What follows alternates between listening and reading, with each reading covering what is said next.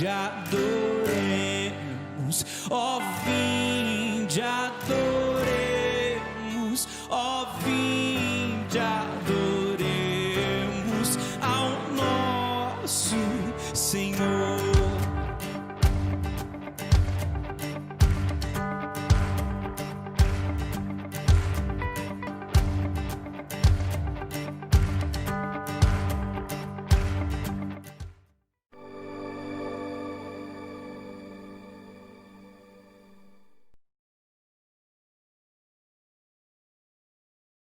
Graças e paz, irmãos, boa noite a você que está acompanhando aqui a nossa programação. Seja muito bem-vindo ao canal da PIB Rio de Deus, o nosso culto de ensino. Nós já estamos há alguns cultos e escolas bíblicas falando a respeito deste livro, né? Comunidade Centrada no Evangelho, e hoje nós vamos para o tópico de número 8, a lição 8, chamada Uma Comunidade Repleta da Graça. Vamos orar, vamos pedir ao Senhor que ilumine as nossas mentes, nosso entendimento. Eu sei que não é fácil, é um desafio muito grande, mas eu peço a você que está aí no celular, que procure concentrar a sua atenção para que você possa entender o assunto e compreender aquilo que nós estamos aqui tentando passar para vocês, pela graça de Deus, e que Cristo seja glorificado em nossas vidas. Vamos orar. Senhor nosso Deus, nosso bendito, querido Pai, Deus que em Cristo nos proporcionou todas as bênçãos. O Senhor é o nosso pastor e nada nós vamos querer além do Senhor. Nós precisamos do Senhor. Ilumina, ó Deus, nossas mentes e corações, nos ajudando, Senhor, a compreender a Tua Palavra, para sermos moldados neste mundo pelo Teu Espírito Santo, para que o Senhor nos ajude, nos dê graça, nos fortaleça, nos abençoe, nos dirija, Senhor, neste mundo com toda a sabedoria de Cristo Jesus, palavra viva, palavra encarnada. Ó Deus, pelo Teu Espírito Santo que em nós habita, ajuda-nos, assim nós te pedimos e te agradecemos, em nome do Teu Filho amado Jesus. Amém. Muito bem, irmãos, eu quero aqui fazer uma leitura de 2 textos da Palavra de Deus, vai aparecer em um slide para você, porque são 2 textos em 2 livros bíblicos diferentes do Novo Testamento. Um está em Tito, no capítulo 2, o verso 12, e o outro está em primeira carta de Pedro, no capítulo 4, o verso 10.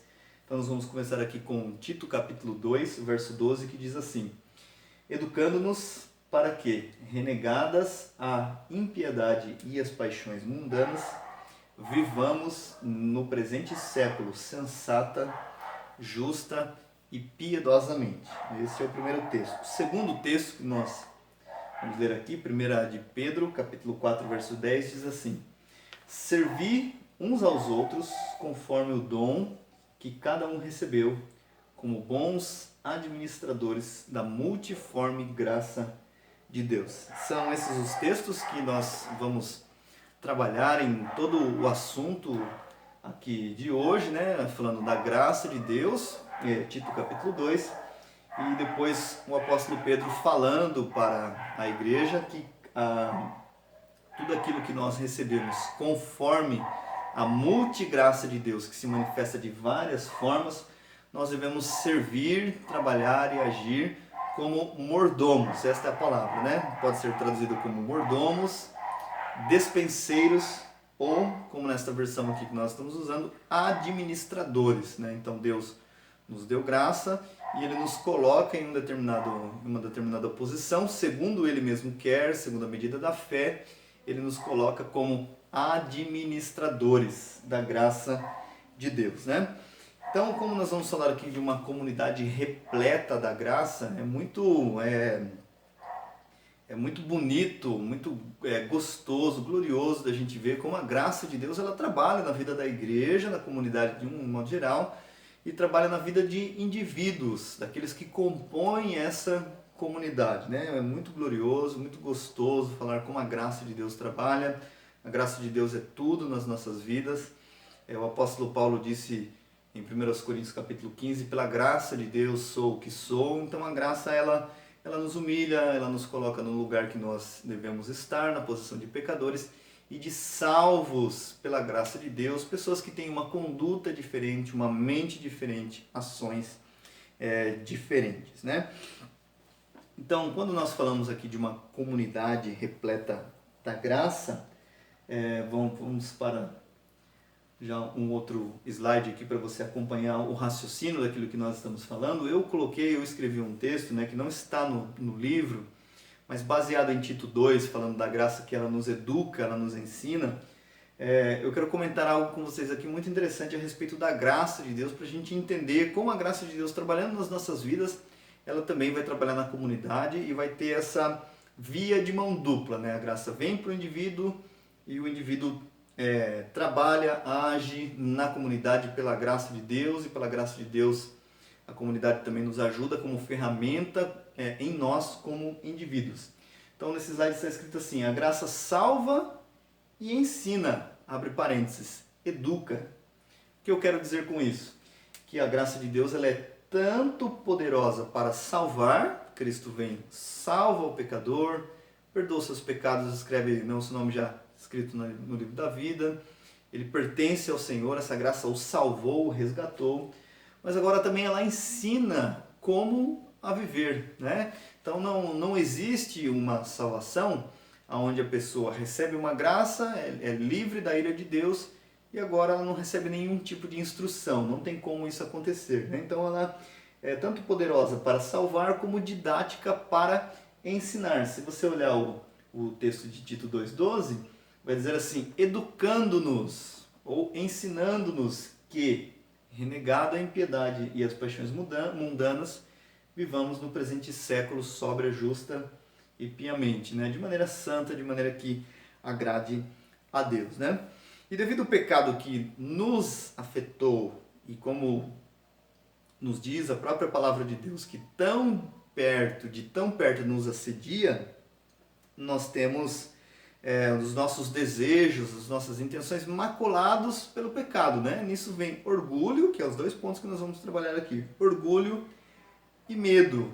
E nós vamos ver como a graça de Deus nos ajuda a vencer, a trabalhar todas essas coisas para que o nome dele seja glorificado, né?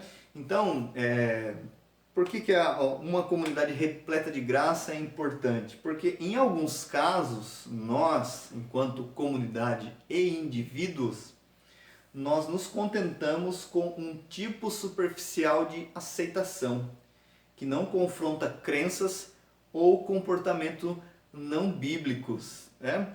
É muito importante e é o ideal bíblico que a comunidade ela confronte esses tipos de comportamentos que não são bíblicos e crenças também que não são bíblicas, né? Porque o ser humano por si só ele é propenso à crendice em qualquer coisa, e a tendência da mente humana é sempre levar para aquilo que ele acha, que ele pensa fora da palavra de Deus. Então uma comunidade repleta de graça, tem a missão de confrontar crenças e comportamentos não bíblicos pela verdade do Evangelho em amor. Não se esqueça disso, né? Então você tem uma comunidade, você tem o Evangelho. A comunidade não pode sobrepor a verdade do Evangelho, ela tem que estar alinhada com o Evangelho, e o Evangelho, por sua vez, com toda a sua verdade amorosa, sua verdade em amor, ela confronta, ela age de acordo com os padrões divinos, confrontando crenças e comportamentos não bíblicos. Outro ponto para a gente entender a comunidade repleta da graça de Deus. No próximo slide. A graça de Deus ela é multiforme, né? Ou seja, Deus ele trabalha de várias formas, mas sempre de acordo com a sua palavra, né? Então, Deus vai estar agindo de acordo com a multiforme graça, por quê? Porque a sabedoria de Deus ela também é multiforme, então tem diversas formas de ser demonstrada. Vou dar um exemplo para você. Aquilo que para os judeus era fraqueza, era loucura, e para os gregos, né? Quando Paulo fala aos Coríntios a respeito da cruz de Cristo, uns pedem sinal, para uns é loucura, para outros é escândalo. Isso era a sabedoria de Deus. Então, na sabedoria de Deus, Deus se fazer homem, se encarnar, se humilhar, isso é mais sábio do que qualquer sabedoria humana. Então a sabedoria de Deus também é multiforme, nós não podemos dar conselho ao Senhor do que Ele deve fazer.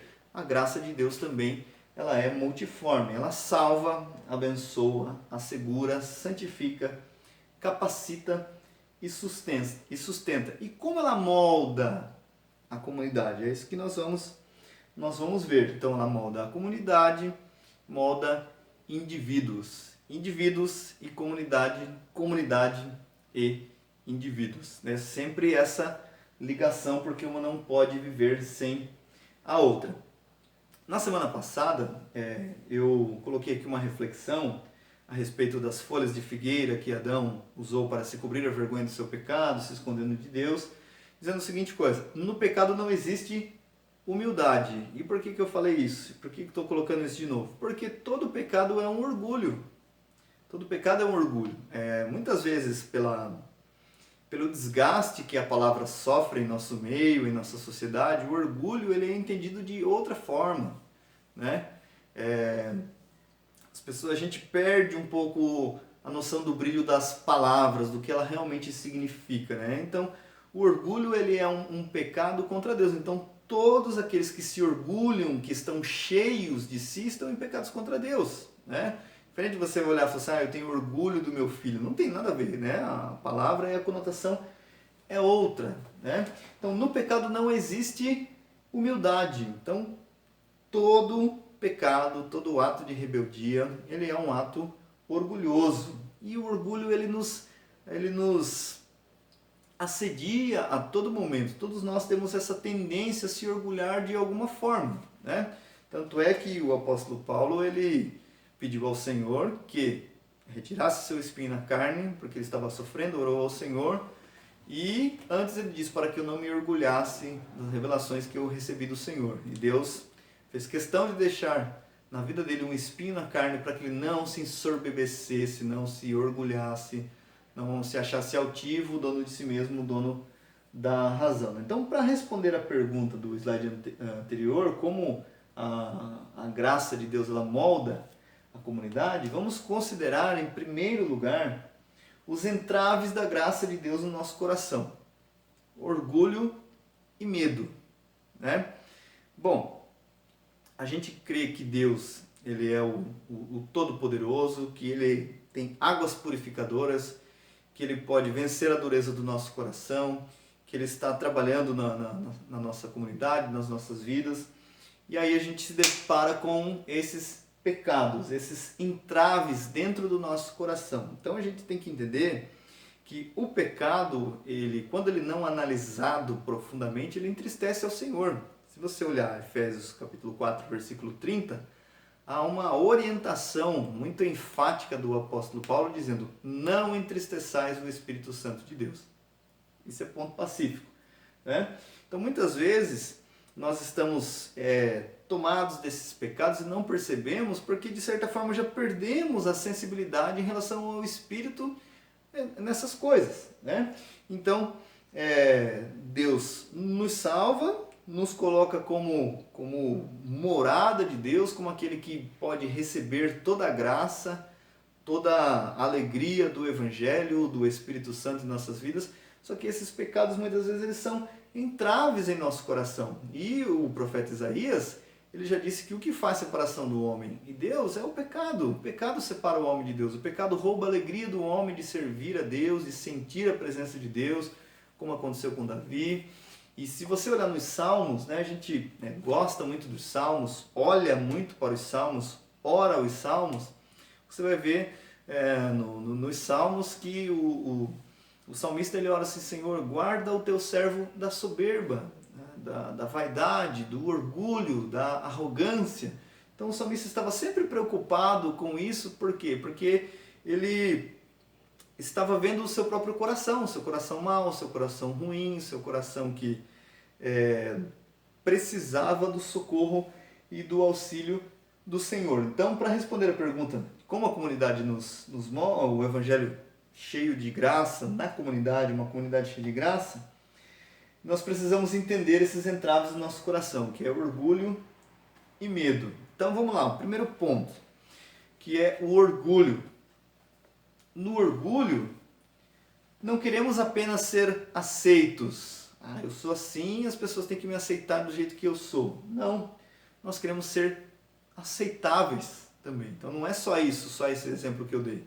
Então no orgulho, nós não queremos apenas ser aceitos, nós queremos ser aceitáveis também. Você já se pegou explicando o seu pecado em vez de confessá-lo? Isso é uma pergunta muito direta, muito objetiva, que requer de nós uma resposta para nós mesmos. Né? De repente, alguém confronta você. Aí você fala, não, veja bem, aconteceu isso por causa disso, por causa daquilo outro. A gente começa a justificar, arrumar um monte de justificativas. E qual é o remédio do Evangelho? Confessar. Olha, realmente eu fiz, aconteceu isso, eu me envergonho porque eu desonrei o nome do Senhor ou eu não o agradei, mas por outro lado eu consigo entender a graça dele que me perdoa. Né? Então o orgulho é deixado de lado, o orgulho vai para fora, a graça de Deus vem, trabalha, limpa e purifica o nosso coração e nós podemos receber todas as bênçãos do Evangelho. Isso é uma promessa divina, né? Provérbios capítulo 28, verso 13, que está aqui no slide, diz assim: quem encobre as suas transgressões jamais prosperará, mas quem as confessa e as abandona alcança misericórdia. Provérbios capítulo 28 e o versículo 13. Então esse ponto do orgulho ele é muito importante destacarmos. Por quê? Porque ele é muito sorrateiro, né? Às vezes ele parece santo, ele parece atitudes corretas, honestas, mas na verdade lá no fundo, lá no profundo, ele não é nada disso, né? Agora nós vamos para o outro ponto aqui, que é o medo. Que também são coisas que, devido à queda, as marcas do pecado, todos nós estamos sujeitos, mas em Cristo, sendo uma nova criatura, Deus nos dá graça, tira esse medo, e acredito eu que isso é uma coisa que muita gente enfrenta, mas o Evangelho tem um remédio, a palavra de Deus tem o remédio. Por causa do medo, esse é o próximo slide, temos certeza de que Deus não nos aceita. Pensamos que Deus não está interessado em saber disso e vamos levando do nosso jeito. Você já parou e se perguntou assim, poxa, mas de novo eu vou falar isso para o Senhor? O que Ele vai pensar de mim? Não há surpresas para Deus. Ele já conhece, Ele já sabe. Você está diante do Senhor, quer você tente fugir ou não, você já está diante do Senhor. Então, por que pensar assim? É falta de conhecer o que a palavra de Deus diz a respeito do próprio Deus. Né? Se entendemos que Deus sabe de tudo, sonda o nosso coração, isso deve ser motivo de muita preocupação para nós. Mas ao mesmo tempo deve ser um motivo de corrermos para Ele e entendermos que por causa de Cristo, por causa do seu sacrifício, de tudo que Ele fez por nós, nós não precisamos ter medo. O pecado causa medo. Cristo venceu o medo. Cristo nos dá um espírito de coragem para nos aproximarmos diante dele, porque a sua santidade é tão grande, tão grande, tão grande, que o sentimento é esse mesmo, de medo. Puxa, eu vou falar de novo, olha, eu acho que Deus não está nem aí. Não, isso são pensamentos errados, pensamentos que não estão de acordo com a Escritura. E no versículo de João, capítulo 4, verso 18, está escrito: no amor não há medo, pelo contrário, o perfeito amor elimina o medo, pois o medo implica castigo. E quem tem medo não está aperfeiçoado no amor. 1 de João, capítulo 4 e o verso 18. Né? Então, partindo para... A gente tem esses problemas, né? Que esses entraves, orgulho e medo, são barreiras, obstáculos que impedem o fluxo da graça de Deus. Não porque Deus não é poderoso, muito pelo contrário, Deus continua sendo o mesmo. O doador de todas as bênçãos, o perdoador, amoroso, glorioso, santo. Mas o nosso pecado não confessado, encoberto, faz com que a gente não desfrute de tudo aquilo que Ele é. Você concorda comigo que Deus é imutável, que Deus não muda, que Ele é fiel? Eu creio que sim, que você concorda comigo. Né? Mas o nosso pecado impede, não porque Deus não é poderoso, mas por causa da nossa pecaminosidade que se choca com a santidade de Deus, impede de recebermos as bênçãos do Evangelho, as graças do Evangelho, as glórias do Evangelho, que nós tenhamos uma atitude de arrependimento diário, né? Se você olhar a oração do Pai Nosso que estás no céu, santificado seja o teu nome, venha o teu reino, seja feita a tua vontade assim na terra como no céu, né? O pão nosso de cada dia nos dai hoje, perdoa as nossas ofensas. Então, oramos pelo pão diariamente e pedimos perdão também ao Senhor diariamente, não se esqueça disso, né? Provisão e perdão nós pedimos, suplicamos ao Senhor todos os dias. Se não temos este senso na oração, nós não estamos enxergando Deus pela ótica da sua palavra, né? Nós pedimos só a provisão e não pedimos o perdão, né? Então essas coisas têm que caminharem, têm que estar bem alinhadas, têm que estar juntas para que o nome do Senhor seja glorificado. Bom, vamos lá, vamos para o próximo slide aqui.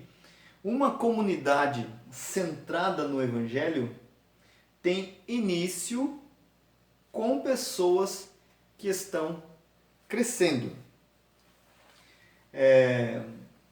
Texto bíblico para a gente fortalecer esse pensamento do que fala o assunto. Antes, crescei na graça e no conhecimento de nosso Senhor e Salvador Jesus Cristo. A Ele seja dada glória, agora e para a eternidade. Amém. Aí eu coloquei uma pergunta para nós aqui. Você gostaria de ver seu filho, um bebê, para sempre? Eu acho que nenhum pai, nenhuma mãe gostaria que isso acontecesse, né? Vai ficar aquele amor de como era uma criança, de cuidar como se fosse uma criança, mas vai chegar uma hora que você vai falar assim, meu filho, você precisa seguir o seu caminho, você precisa crescer, você precisa amadurecer. E na nossa vida espiritual também, não é do agrado do Senhor que nós sejamos bebês espirituais para sempre.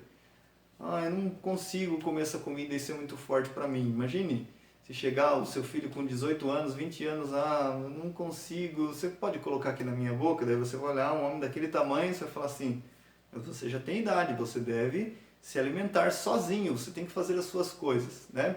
Não estou aqui fazendo de Deus em termos humanos nesse sentido, mas a Bíblia nos convida a crescer em graça e em conhecimento. São coisas que estão alinhadas também, estão juntas, graça e conhecimento, graça e conhecimento. Então nenhum de nós gostaríamos de ver os nossos filhos um bebezinho para sempre, né? Bom, vamos lá. Como eu falei a respeito do fluxo, né, da graça de Deus, nós somos vasos de barro. A Bíblia nos coloca como vasos, como pessoas frágeis. Para quê? Para que a excelência do poder seja de Deus e não nossa. É isso que Paulo falou para a igreja de Corinto na sua segunda carta. Então, quando o apóstolo Paulo fala isso, ele está entendendo que esses vasos de barro, eles são vasos que entendem a sua condição de frágeis. Né? Por quê? Porque eu sou de barro, eu posso me quebrar a qualquer momento, eu estou na mão daquele que fez todas as coisas, e ele depositou em mim um tesouro excelente, que é o conhecimento de Cristo, a glória de Cristo, tudo que o Evangelho nos oferece. Agora, imagine um vaso desse jeito contaminado. Como pode ele receber o tesouro do Evangelho? Não pode. Né? Então, Deus, pela sua graça, pelos seus rios de água viva, que flui do Espírito Santo de Deus, ele nos purifica. O Espírito Santo nos limpa o nosso coração, nos convence do pecado, da justiça e do juízo. E para isso nós precisamos ser livres dessas coisas, remeter a cruz para tudo aquilo que o Senhor tem nos proporcionado. Né? Então, se quisermos ser canais de graça ou dar graça para o próximo, precisaremos confrontar os diversos modos pelos quais o orgulho e o medo impedem o fluxo da graça em nossos relacionamentos. E mais uma vez eu quero repetir, isso impede não porque Deus não é poderoso, não porque Deus não pode fazer, não porque Deus não tem poder, de modo algum. Né? Isso impede porque o pecado não pode se chocar com a santidade de Deus. Isso é muito importante nós termos na nossa mente bem definido, porque se quisermos ser canais de graça para o próximo, precisamos confrontar os diversos modos pelos quais o orgulho e o medo impedem o fluxo de graça em nossos relacionamentos. E como vamos ver uma comunidade repleta da graça de Deus? Você já pensou, você já parou para imaginar uma igreja, uma comunidade onde a graça de Deus se manifesta de uma forma tão maravilhosa? Nós temos provado disso, né, na benignidade do Senhor dia após dia, mas que isso seja uma constante na nossa vida. E como isso vai se dar? Como isso vai se manifestar? Através dos relacionamentos, através da graça de Deus sobre os relacionamentos. Quando essa comunidade tem como foco, como objetivo o Evangelho e clama ao Senhor para que o Evangelho mude nossas atitudes, transforme as nossas atitudes. Uma vez eu vi um título de um livro, não cheguei a ler, mas o título do livro eu achei bem interessante. Senhor, muda a minha atitude antes que seja tarde demais. Então ele estava falando ali da tratativa do próprio eu e suplicando ao Senhor para que o Senhor mudasse as suas atitudes antes que fosse tarde demais. Então a graça de Deus vai se manifestar nos relacionamentos difíceis, nas áreas que nós temos de dificuldade nas nossas vidas, né? No orgulho que às vezes parece tão bonito, mas não é feio aos olhos de Deus, é desagradável. No medo também, que pode ser pecaminoso, né? Pode ser pecaminoso. As duas atitudes aqui, orgulho e medo, são pecaminosas, como ansiedade e tantas outras coisas. E nós temos um canal direto da graça de Deus à nossa disposição. Qual é a nossa atitude? Vai para a gente pensar, né? Bom, vamos lá. Falando aqui ainda do orgulho, no próximo slide, nosso orgulho está relacionado a receber a atenção das pessoas, né? Nosso medo se manifesta no desejo de autoproteção. Então, quando sou orgulhoso, eu quero a aceitação das pessoas e eu quero ser aceitável às pessoas. Quando eu estou agindo com medo, eu estou me autoprotegendo. Por que eu preciso me proteger se a minha proteção é Cristo? Não faz sentido, né? Então, tudo isso está na raiz da incredulidade dos nossos corações. Eu coloquei um texto aqui que raramente a gente lê, né, que é um documento bem pequeno do Novo Testamento, que é a terceira carta de João e o verso 10. No slide vai aparecer aqui 3 João 10, porque só tem um capítulo, né? Então não tem como colocar capítulo 1, verso 10, a gente já coloca direto. E é interessante como João agiu em relação a essa situação que estava acontecendo na igreja a qual ele escreveu. Olha só. Por isso, se eu vos visitar, trarei à memória as coisas que ele faz, proferindo palavras insensatas e maldosas contra nós. Como se isso não fosse o bastante, ele não recebe os irmãos, como também proíbe de fazê-los que querem recebê-los e ainda os exclui da igreja. Então, esse camarada, ele estava agindo na igreja de uma forma o quê? Presunçosa, orgulhosa. E aí você me pergunta, mas o que isso tem a ver com o orgulho e medo? O orgulho eu até entendo, mas aonde está o medo? Onde isso pode se encaixar? Vamos aqui novamente ver esse texto, olha só. Então, quando João escreve, um verso antes ele está dizendo assim: escrevi à igreja, mas Diótrefes, que gosta de ser o líder entre eles, não nos recebe. Então, esse homem agia de modo presunçoso, de modo orgulhoso. E aí que João, ele diz assim: por isso, se eu for vos visitar, trarei à memória as coisas que ele faz, proferindo palavras insensatas e maldosas contra nós. Então, lembra que eu falei lá no começo que uma igreja repleta da graça de Deus, ela não aceita crenças e comportamentos não bíblicos? Está aqui, né?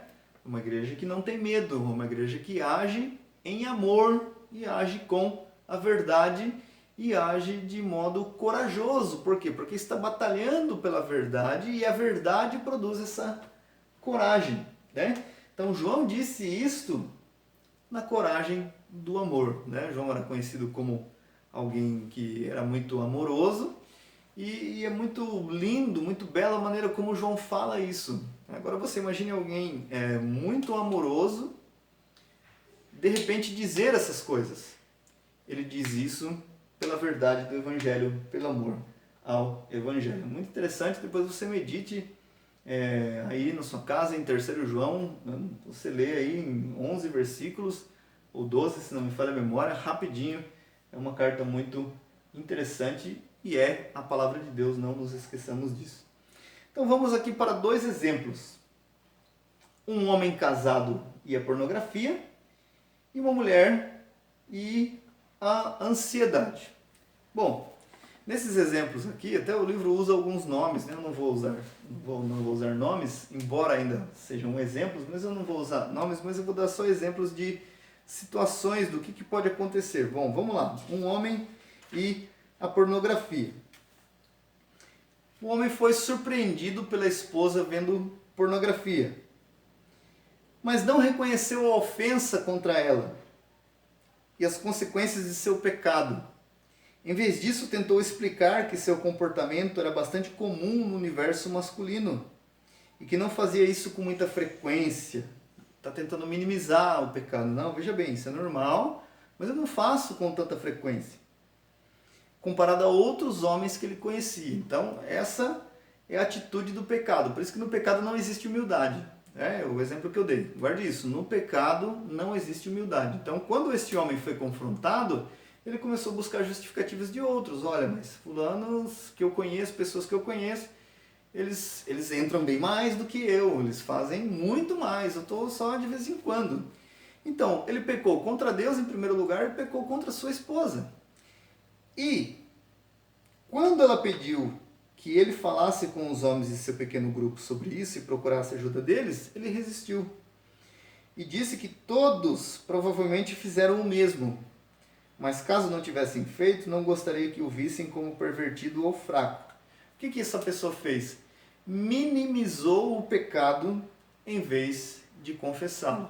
Então a gente tem essa séria tendência de minimizar o pecado ao invés de confessá-lo. Meus irmãos, vamos nos atentar que pela luz de Cristo nós não precisamos minimizar o pecado. É uma ofensa contra Deus, nós precisamos confessar, porque todo pecado é grave contra o Senhor. Então que fique bem claro esse exemplo que eu acredito que é uma coisa que acontece muito. Muitas vezes as pessoas querem minimizar. Não, mas veja bem, olha, só de vez em quando. Não, mas não tem justificativos, né? Nós não devemos minimizar a situação. Olha, está errado, o sangue de Jesus purifica de todo pecado, este é um remédio. E outro exemplo de uma mulher ou uma pessoa e a ansiedade, a pessoa tem medo de contar que é uma pessoa ansiosa porque vai achar que outras pessoas vão tirar sarro, vão denegrir a imagem dela. Imagine, você é bobo, você está preocupado com isso, né? A mente arma tantas ciladas que a pessoa acaba se enveredando para esse caminho. Mas em um determinado momento, num pequeno grupo, numa reunião de estudo, teve um ataque de pânico e manifestou-se isso na frente de todos. Mas o que aconteceu? Ninguém se abalou. Todos permaneceram firmes, oraram por ela, conversaram com ela sobre o assunto e em seguida continuaram o debate. Essa noite libertou aquela mulher da ansiedade e permitiu que ela se concentrasse nas necessidades dos outros. Então, olha como o Evangelho atua. Às vezes nós temos medo, mas ali é naquele medo que está a cura, a libertação que nós precisamos. Então eu coloquei aqui, o pecado tem dimensões verticais contra Deus e horizontais contra o nosso próximo, né? Como no caso da pornografia, como no caso de incredulidade, enfim, um monte de coisa, ansiedade, né? Tudo está na raiz da incredulidade, por isso que eu falei incredulidade, né? Mas o pecado tem essas dimensões, contra Deus e contra o nosso próximo, né? E se nós o minimizamos, nós estamos correndo um sério risco de ocultar aquilo e tropeçar mais para frente e aí sofreu um dano ainda maior, né? Bom, vamos para o próximo aqui. Então, como o Evangelho atua para criar uma comunidade repleta de graça? Em resumo, o Evangelho mortifica o orgulho e o medo que impedem nossos relacionamentos com Deus e com o próximo. Por isso que eu disse que o pecado tem essas dimensões, verticais e horizontais. Né? Lembra-se de Jonas?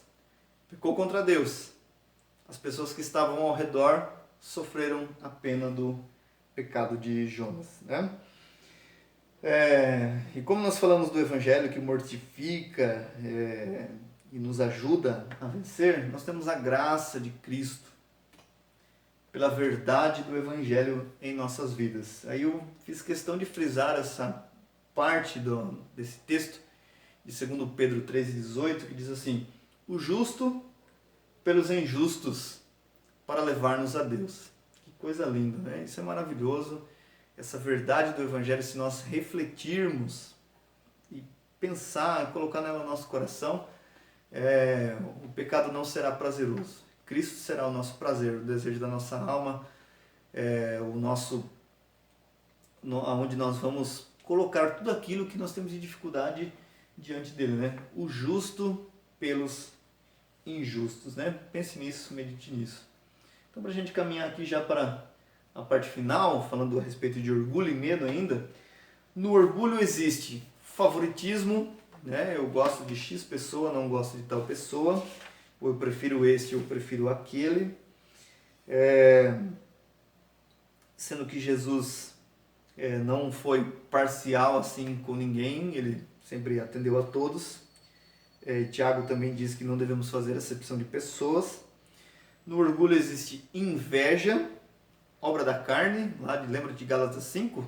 As obras da carne, o fruto do Espírito, inveja, quando coisas boas acontecem a outras pessoas, mas o Espírito Santo nos ensina a alegrar-se com quem se alegra e chorar com quem chora. Né? E no orgulho existe ofensa e nenhuma disposição para perdoar. Né?